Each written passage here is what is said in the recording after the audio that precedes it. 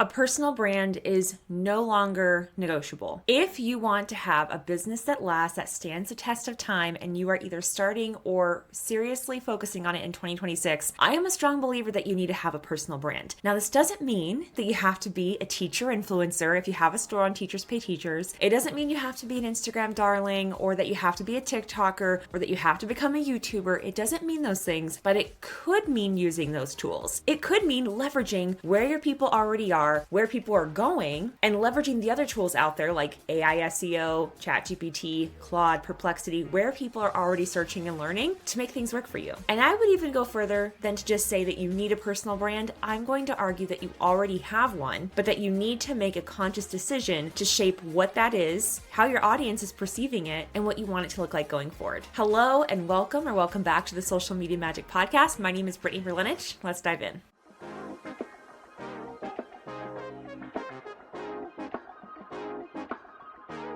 Welcome back to the Social Media Magic Podcast. I'm so glad you're here. In case you're new to the show or to me, my name is Brittany Verlinich. I'm a content strategist, social media manager, total marketing nerd, and I'm a content creator myself. I am very much up in this space. You might have even noticed I haven't had as many episodes here on this podcast and channel for the last year and a half, I think, because I have been so busy in the weeds creating again. And I think I am more excited than ever. I know we've had so many things happen over the last 6 years. 2020 was a doozy, but then again, so was 2021. And there was this boom in the online business industry. Courses were selling left and right. Everybody and their mother was starting a TPT store. Suddenly, everybody was getting on YouTube, launching a podcast, starting a blog. And I am not saying that with any disparagement. I also started a TPT store in 2020. There's nothing wrong with that. I think it's amazing that we had all of these different income streams and platforms and channels to reach people come available to the average everyday person, that we don't have to go and spend tens of thousands of dollars on ads or billboards anymore to reach our people. I think that's amazing. But what it did, and then what AI did again in 2022, was give people the illusion that, oh, if anybody can do it, if there's such a low barrier to entry, it's easy. And especially with AI, we've seen it. We have seen spam stores on TPT. We have seen people just copying and pasting general ChatGPT posts on social media. We've seen AI slop on platforms like YouTube and TikTok, and it's made it a not so fun place to be or consume content anymore. So where these tools have made things easier, in a way they've made them harder. And that is where I'm going to say is your opportunity. However you feel about AI or generative AI, however you feel about whether or not you want to use platforms like ChatGPT, Claude, or whatever, I want you to lean into your humanity. It feels to me like 2018. I have clients, I have the travel agents I mentor for that side of my life. They're going live on Facebook, like OG 2018 social media, and people are watching, they're tuning in because it's so raw and real. And I don't mean this performative, authentic that we've seen in the last couple of years. People are seeing you in real time without editing, with or without makeup on, maybe in pajamas, whatever. People are craving that connection. And I'm going to say, if you are willing to put yourself out there, I know it is scary as heck. Okay, it's super scary. But if you're willing to put yourself out there and be vulnerable and stick your neck on the line, you're willing to plant your flag in the sand and say something you believe and reach people who you know need to hear what you have to say uniquely, man, you are going to have some amazing results. Because so many people are not willing to do it. So many people are still hiding behind logos, especially my TPTers. I get it. We love our logos. It's tempting to hide behind them, but people want to see the person behind the brand. Even big companies. As of when I'm recording this, there's this trend going around on social media where the CEOs are consuming their products. There's the CEO of McDonald's, and he's like very gingerly taking the smallest bite of his food, which is really funny because he's the CEO of a fast food brand. But people do want that connection. They're craving it. You might have even noticed a rise in employee-generated content. Even companies like Microsoft are releasing day-in-the-life vlogs of their product managers so you can see what it's like to work at their company, what the culture looks like behind the scenes, all that. That is because even these big companies know how important a personal brand is, and even though they can't personify themselves into a human, they can do that by extension, by choosing their employees, by choosing people to go out on their behalf. But you are small and nimble enough in your business that you can be that person. Now, there's other ways around this. If you want to have a completely faceless brand, or maybe you're anonymous and there are so many good, valid reasons why you might be, you might need to come up with a avatar, and I don't mean an AI avatar, avatar, an avatar of who your brand is about, or you might actually have some on-camera talent. By the way, this can be much more affordable than you might think. If you do want to have a quote unquote face of your brand, you could go hire somebody on a platform like Fiverr. I know it because I'm on there, and you can find some pretty incredible talent there. You could find legit actors and models who take these kinds of jobs. Or maybe you have someone who is a little more social media savvy than you, but they don't understand the TPT world. Maybe you do some kind of exchange. You show them how TPT works and they do some content for you. There's so many ways to make this work, but even then I would still say,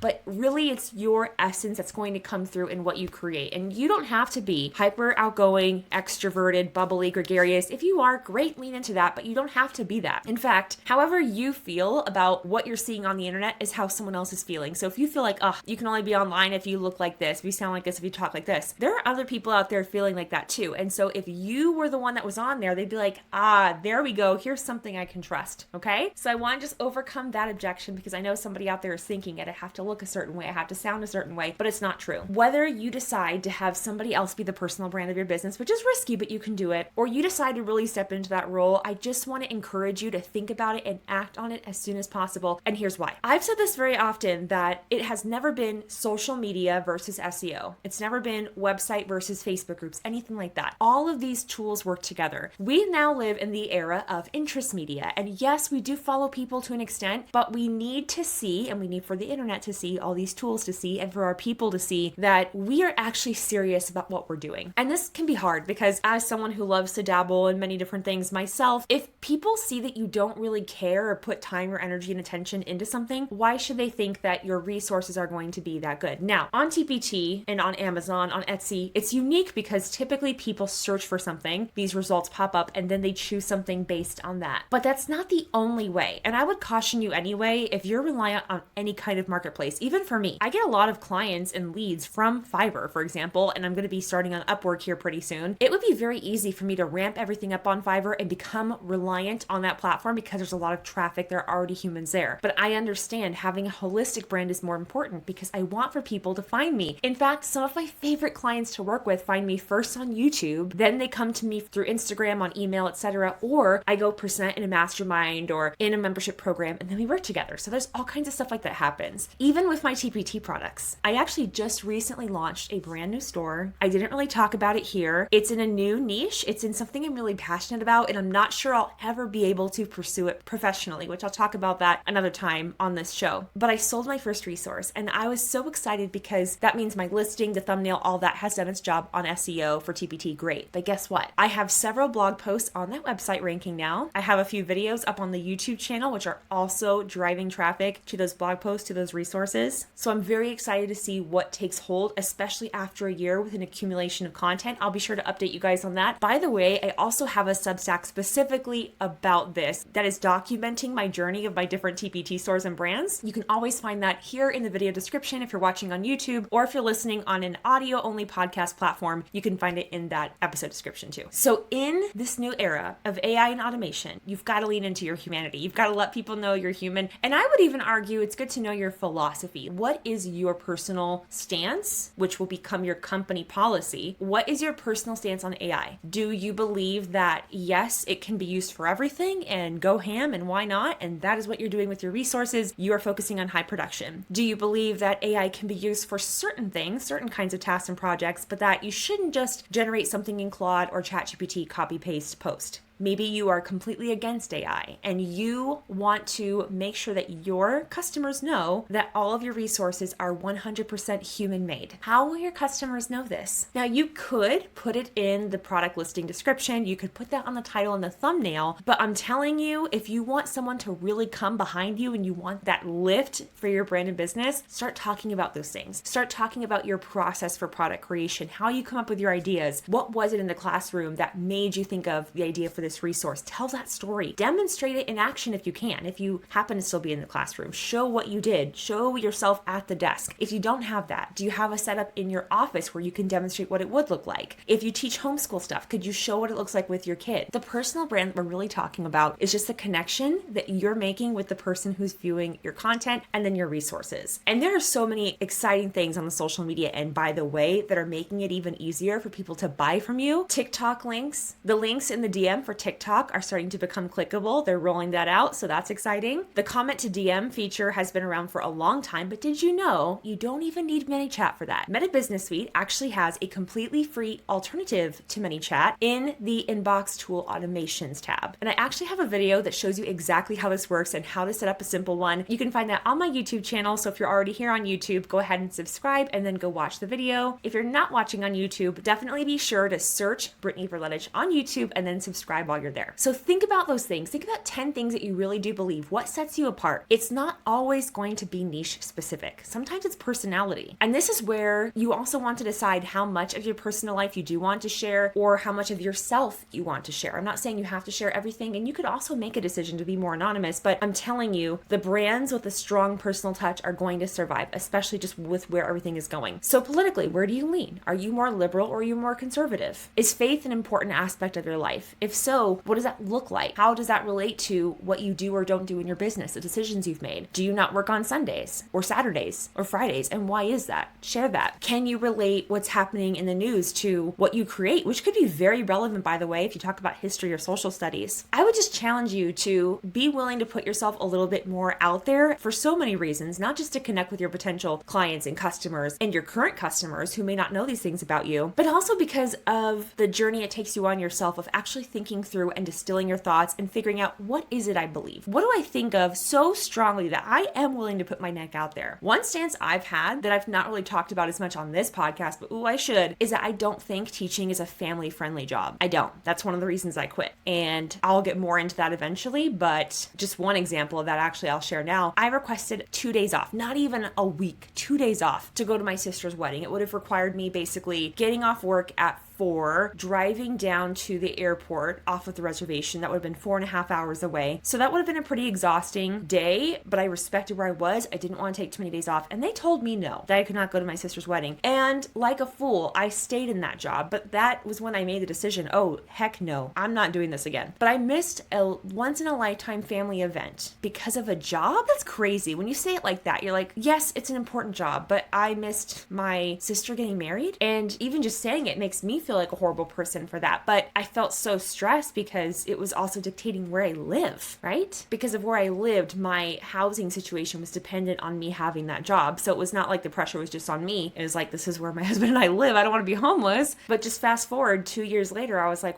leaving that job. And then I just felt so frustrated I didn't end up making it. So that was something that imprinted in my mind. What's going to happen if and when I have kids? I remember also seeing a coworker who had recently had a baby, and she was out at the buses. She had bus duty, and she was choking back tears. She was so sad that she had to leave basically her newborn at home. And even in my head then, I was like, this is not right. And I'm sure that anyone who has kids or thought about having kids gets that even better than I do. But that has lit a fire under me. I'll tell you what, it has lit a fire under me to get as many people, especially women, especially teachers, former teachers, making as much money online as possible so that they have the power and the flexibility to put their family first, or even just to put themselves first. I can't tell you how many times I came into work with 103-degree fever. Like, I actually had one of the first rounds of COVID in January before we knew what it was, in 2020. I had 103-degree fever. Even my coworker said, you look horrible. And I said, thanks for that. I probably do, because I feel horrible. And I was basically my own sub. And I just think back to that and I'm like, why didn't they send me home? That's really sad, honestly. It wasn't until there was social pressure nationwide, worldwide, or fear for people losing their jobs that the policy shifted. So anyway, I guess I did go on a little bit of a rant there, but I want people to know that when they share their fears with me as a teacher, as a former teacher, I totally get the pressure, and I am happy to be known as the girl that helps people quit their jobs if that is what it takes. Now, I don't want every teacher to quit their job. We need amazing teachers in the classroom, but maybe for some people, it's going to get a different job, a better job, one that pays more, one with better benefits, all kinds of things. I would love to see that situation change. But that's just one example with me sharing a little bit about myself and my story that maybe you can connect to. Or maybe you'll be like, nah, I don't really connect with that. I don't really like that. And that's fine. You can make that choice too. But I would hope that you would know that if you were to ever come into one of my programs or work with me, that I really do truly care about you. And it's not just about marketing with me or about helping you get more sales, although I do love the game and I love winning and I love helping you win. But it's that I do see a bigger mission behind it, that this is your life, your livelihood, right? And so that's how I see it when I work with clients. Even if it's on a one-off project like a blog post or a newsletter, I take that so seriously because I know that's a part of your business and your brand. That's your baby that you're trusting me with, and possibly your real baby as far as time with them. So I would argue that having great SEO is not enough anymore. You need to be willing to take a stand. You need to know who you are and what you want to present. We won't even talk about market saturation. I think you guys all know that with AI, and even before that, with COVID, we just have more people in the market as far as sellers. And with AI, we also have fewer customers. There are fewer purchases that need to be made for certain things because AI tools are amazing. Oh my gosh. The other day, I used Claude to make a worksheet for a marketing exercise. It would have taken me 2 hours to make it branded and colorful and beautiful, and it did it in 30 seconds. I don't want to fearmonger or instill fear. That's never my goal or my bag, but it's something to think about. It's something to be aware of. I don't think a personal brand is negotiable anymore. I think you need for people to connect with you. So how do you build a personal brand? What does that look like? You can choose for your actual brand itself to have a personal brand, right? Like you are the face of it, and your brand might even be your name, right? Like Brittany Verlenich is the name of this website. But I also have other projects where it's more of the work first, but I'm still definitely a big part of it. My face is still there. So you could definitely have your personal brand be a part of your brand or your store. But you could also be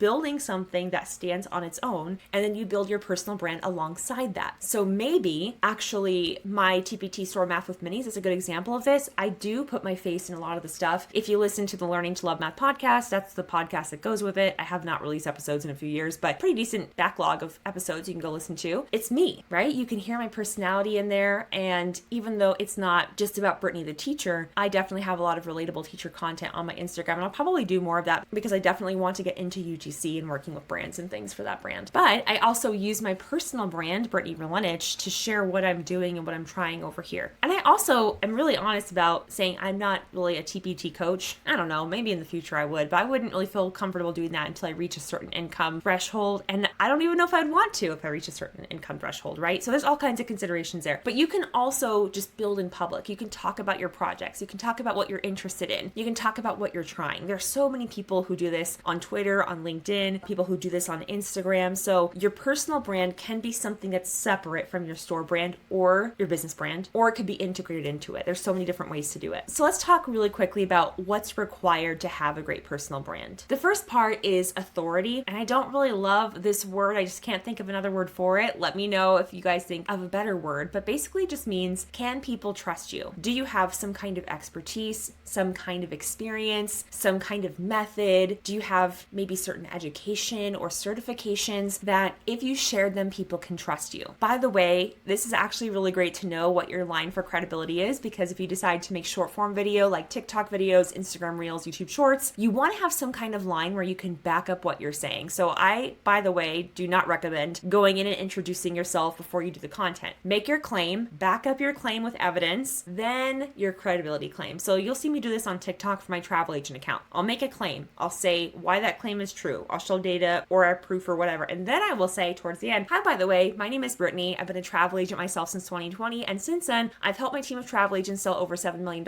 in travel. And I've helped over 150 people become travel agents. If you want to learn more about that, you can check out my page here or go to my YouTube channel, Travel Agent Haven. It's basically the same every time. Sometimes I'll just move things around, but that is my line of credibility. So they can hear how much in sales my team has sold. They can hear how many people I've helped, big numbers, true numbers though, only of course. So there's different ways to do this. For you, it could say, I've been teaching for 20 years, right? Big numbers. I have this many certifications, authority. So authority really just means why you and why not somebody else, and why now? Maybe there's some kind of a reason why what you're saying is relevant or impactful now. But there's also affinity, the connection that you have with somebody. And we haven't really talked that much about archetypes yet. We've talked a little bit about that on this podcast, but this means that you're not necessarily leading with authority like you're the expert. You could also be saying, hey, I'm going on a journey, come with me. The difference between authority and affinity is like, the authority is, let's just use fitness for example. The fitness one could be, I am a certified nutritionist, I'm a doctor, I'm going to share the science behind diet and exercise. And by the way, I also have the personal experience. I've personally lost 80 pounds, my body fat percentages,